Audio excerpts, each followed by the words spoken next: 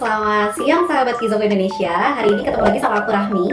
Hari ini kita akan bahas tentang kenapa sih nanti temenku cari lebih dulu padahal aku yang ngajuin lebih duluan.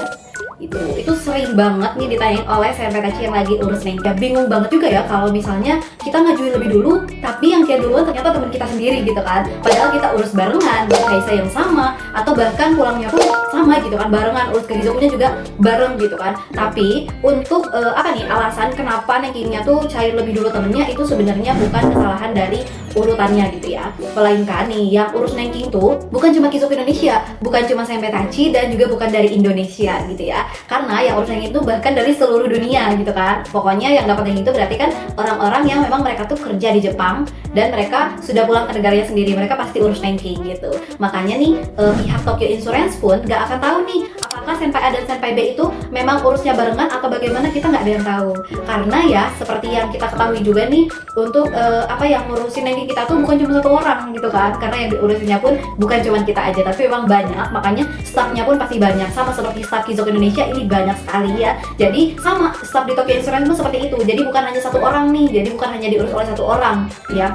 Makanya kenapa cairnya bisa berbeda-beda gitu kan, tergantung dari kondisi senpainya pribadi, ataupun tergantung kondisi dari si datanya, ataupun kondisi dari si petugas yang ada di Tokyo Insurance, seperti itu. Jadi sebenarnya cairnya lama atau enggak itu tuh tergantung dari kebijakan Tokyo Insurance gitu kan. Nah kita juga nggak tahu nih, seperti yang kita tahu juga nih ya, untuk di Jepang tuh kan strict banget gitu ya, jadi mereka tuh benar-benar kibisi, ketat banget gitu ya. Makanya nggak bisa nih sembarangan kita urus barengan terus cairnya pun barengan, nggak bisa kayak gitu ya. Jadi memang ada beberapa tahap yang mungkin ada yang dilalui oleh Senpai A itu lebih cepat, atau yang Senpai B itu lebih lambat gitu kan. Kita nggak bisa nentuin itu karena kan mereka punya antriannya sendiri gitu ya. Jadi kita nggak bisa nih memastikan bahwa kalau ngajuinnya bareng akhirnya pun pasti bakal bareng gitu, itu nggak bisa kayak gitu ya.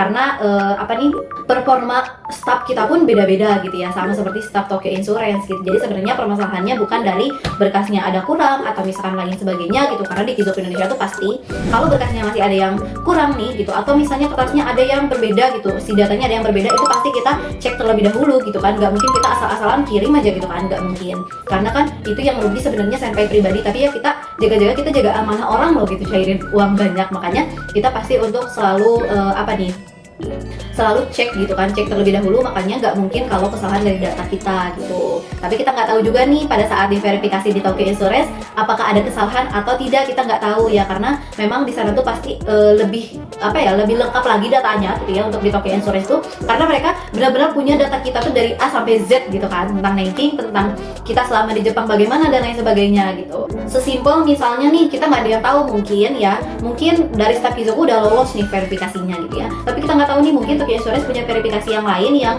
hanya mereka yang tahu. Misalnya di bukti pembayaran rankingnya gitu, bukti pembayaran ranking ternyata Senpai A itu ternyata ada kekurangan, atau mungkin nggak pas nih, misalnya harusnya di 1 tahun tapi ternyata bayarnya cuma berapa bulan gitu kan, kita nggak tahu ya. Yang seperti itu tidak bisa dicek melalui Kizoko gitu ya. Jadi intinya sebenarnya cepat lambatnya itu tergantung dari kebijakan Tokyo Insurance. Seperti itu ya CMPTC. Nanti kita ketemu lagi nih, kita bahas lagi di podcast aku bersama Kizoko Indonesia gitu ya. Nanti aku bakalan bahas lagi nih permasalahan apa aja sih yang sering keluar di saat CMPTC mengurus gingseng ataupun ranking. Jadi kalau CMPTC punya permasalahan tertentu nih terkait gingseng ranking, boleh banget Senpai komen di podcast aku kali ini, ataupun Senpai boleh langsung DM di Instagram atau langsung di WhatsApp kita. Seperti itu ya. Terima kasih banyak. Dadah.